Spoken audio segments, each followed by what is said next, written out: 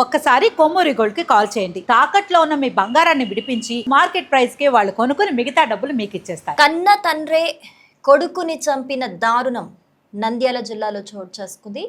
నంద్యాల జిల్లా కోవెలకుంట్ల మండలం కంపమల్ల గ్రామంలో అయితే దారుణం చోటు చేసుకుందనే చెప్పాలి. కన్న తండ్రి తన కొడుకు వంశీకృష్ణను హతమార్చాడు. మరి కన్న తండ్రి కొడుకుని చంపాల్సిన పరిస్థితి ఎందుకు వచ్చింది? అసలు ఇందులో ఏం జరిగింది అని చూస్తే కనుక అసలు ఏం జరిగింది అని అంటే వసుంధర్ రావు అలాగే లీలావతి దంపతులకి ఇద్దరు పిల్లలు ఉన్నారు. ఒకరు వంశీకృష్ణ, ఇంకొకరు ఉమాదేవి. ఒక అబ్బాయి ఒక అమ్మాయి ఉన్నారు. అయితే వంశీకృష్ణని చదువు కోసం అని చెప్పేసి బెంగళూరుకి పంపించారు, బాగా చదువుకుంటాడని చెప్పేసి. అయితే అమ్మాయి ఉమాదేవి బీఫామ్ చదువుతుంది. అయితే వంశీకృష్ణ రీసెంట్గా బీసీఏ డిగ్రీ కంప్లీట్ చేసి మళ్ళీ ఇంటికి వచ్చేయడం జరిగింది. అయితే మరి బెంగళూరుకి చదువు కోసం పంపించారు కాబట్టి ఈ బెట్టింగ్స్ కావచ్చు, ఆన్లైన్ గేమ్స్ కావచ్చు, వీటికి బాగా అడిక్ట్ అయిపోయాడట వంశీకృష్ణ.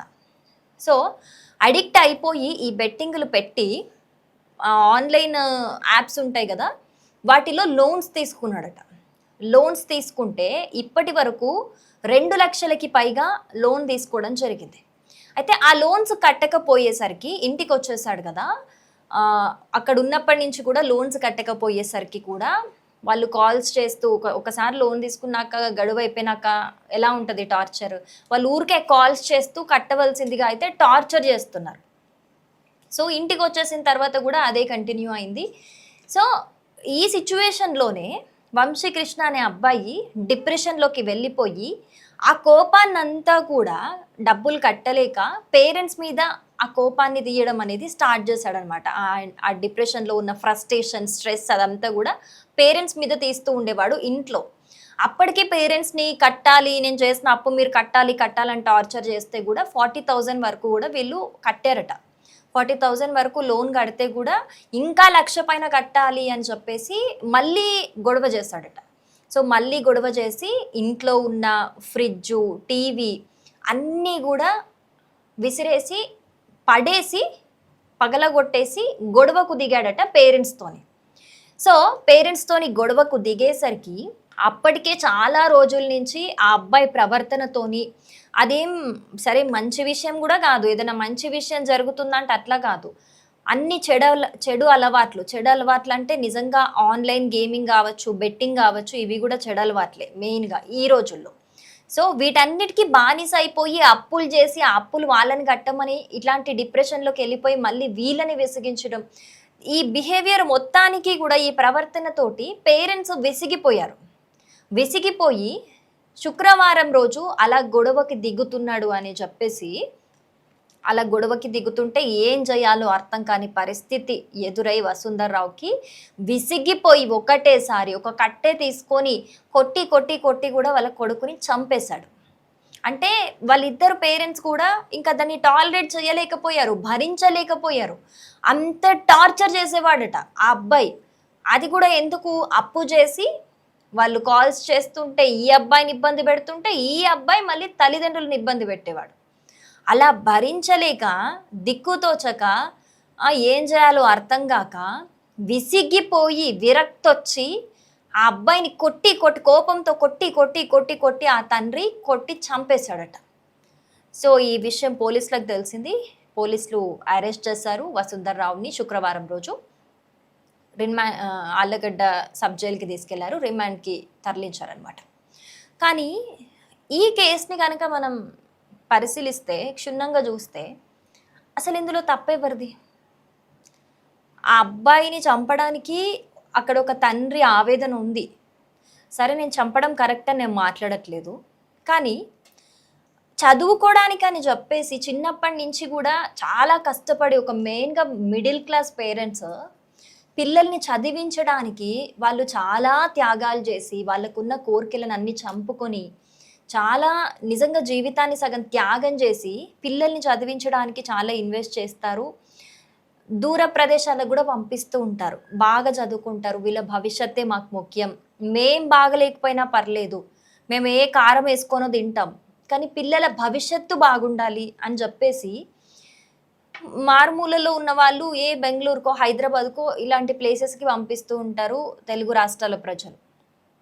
కానీ ఎందుకు పంపించారో కూడా మర్చిపోయి చాలామంది, నేను అందరి గురించి మాట్లాడట్లేదు, ఎవరు చేస్తున్నారో వాళ్ళ గురించి మాత్రమే మాట్లాడుతున్నా, వాళ్ళు కొన్ని అలవాట్లకు బానిసలవుతున్నారు. డబ్బులు నెల నెలా పంపిస్తూ ఉంటారు వాళ్ళు, వీళ్ళు చదువుకోవడానికి అని చెప్పేసి వీళ్ళు అబద్ధాలు చెప్పి మళ్ళీ డబ్బులు అడుగుతూ ఉంటారు. కానీ వాళ్ళు ఎంత కష్టంతో డబ్బులు పంపిస్తున్నారు, వాళ్ళకి ఎంత ఇబ్బంది అయినా వాళ్ళకు ఉన్న ఏ అవసరాలనైనా చంపుకొని ఏ విధంగా పంపిస్తున్నారు అనేది ఎవ్వరు కూడా ఆలోచించరు. పిల్లలు ముఖ్యంగా ఆలోచించకుండా ఇక్కడ ఈ సిటీలో నేను ఎందుకు వచ్చాను, నేను చదువుకోవడానికి వచ్చాను, నేను ఏం చేయాలి, నా తల్లిదండ్రులు ఎందుకు పంపించారు నన్ను ఇక్కడికి, నేను చదువుకొని వాళ్ళకి ఆసరా అవ్వాలి అనేది మర్చిపోయి వీళ్ళు ఏం చేస్తారు, ఇక్కడ ఆన్లైన్ బెట్టింగ్లని, ఆన్లైన్ గేమ్స్ అని, ఇంకేవో అలవాట్లని, తాగడం అని, స్మోక్ అని, బయటకు తిరగడం అని, ఈ మధ్య కొత్తగా ట్రెండ్ పబ్లకు వెళ్ళడం అని, తాగి డ్రంక్ అండ్ డ్రైవ్లో దొరకడం అని. ఏంటివి? ఎందుకు పంపిస్తున్నారు మిమ్మల్ని? చదువుకోవడానికి పంపిస్తున్నారు, మీరు బాగుపడాలి, మీ భవిష్యత్తు బాగుండాలి అని పంపిస్తున్నారు, మిమ్మల్ని ప్రయోజకుల్ని చెయ్యాలని వాళ్ళు పంపిస్తున్నారు. కానీ మీరు చేస్తున్న పనులేంటి? సరే, రిలాక్సేషన్ కోసం ఫ్రెండ్స్తోని బయటికి వెళ్ళడం, మాట్లాడడం, టీకి వెళ్ళడం, అలాంటివి తప్పని నేను తప్పు అనట్లేదు. కానీ ఏదైనా లిమిట్ దాటి నువ్వు బానిసత్వం వహిస్తున్నావు అలవాటుకి అని అంటే ఖచ్చితంగా అది నీ జీవితం మీద ప్రభావం చూపిస్తుంది. సో ఇలాంటి వాళ్ళే ఈ జనరేషన్లో చాలా మంది అవుతున్నారు. వాళ్ళు ఒక్కసారి కూడా వాళ్ళు ఎంజాయ్మెంట్లు చేసేటప్పుడు వాళ్ళు బానిసలు అవుతుంటే ఇలాంటి అలవాట్లకి వాళ్ళకి తల్లిదండ్రులు గుర్తురాట్లేదు. సో ఈ కేసులో కూడా అదే జరిగింది. ఆన్లైన్ గేమ్స్కి అలవాటు పడిపోయి బెట్టింగ్స్ పెట్టేసుకొని మనీ అంతా లాస్ అయిపోయి ఒక అప్పు చేసేటప్పుడు ఎక్కడి నుంచి కడతారు, ఎవరు కడతారు? నిన్ను చదివిపిస్తున్న పాపానికి తల్లిదండ్రులు ఎందుకు బేర్ చేయాలి? నువ్వు చేసిన అప్పు ఎందుకు బేర్ చేయాలి? అంటే నేను కన్న పాపానికి నువ్వేం చేసినా వాళ్ళు భరించాలా?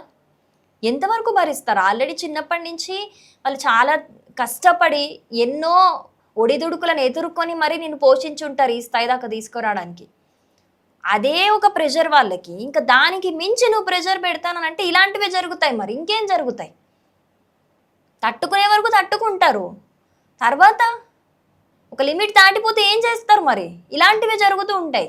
అలా అని ఒక తండ్రి కన్న కొడుకుని చంపడం కరెక్ట్ అని నేను మాట్లాడట్లే, కానీ ఈ రోజుల్లో పిల్లల పద్ధతి గురించి నేను మాట్లాడుతున్నా. సో నిజంగా ఈ ఘటన చూసిన తర్వాత ఇందులో ఎవరిని తప్పనాలి, ఎవరిని ఒప్పనాలి అసలు ఏం అర్థం కావట్లేదు. కానీ వంశీకృష్ణ చేసింది 100కి 100 పాళ్ళు తప్పే. అలా అని వసుంధరరావు గారు చేసింది కరెక్ట్ అని నేను చెప్పట్లేదు. చంపడం వరకు వెళ్ళడం ఆయనది కూడా తప్పే. చంపకూడదు, ఏదున్నా చంపేంత మాట్లాడకూడదు. ఫస్ట్ ఆఫ్ ఆల్ చేసుకునేదాకా కూడా మాట్లాడకూడదు, కూర్చొని చెప్పాలి ముందు. అసలు ఈ కేసు చూసిన తర్వాత ఒక కన్న తండ్రి కొడుకుని చంపడం అనే విషయం విన్నాక, ఈ పరిస్థితి విన్నాక నిజంగా చాలా బాధ అనిపిస్తుంది. అసలు ఈ ఘటన విన్న తర్వాత అసలు మీకేమనిపిస్తుంది? ఈ తరం వాళ్ళు నిజంగా ఏ విధంగా ఉన్నారు? తప్పకుండా కామెంట్ చేయండి.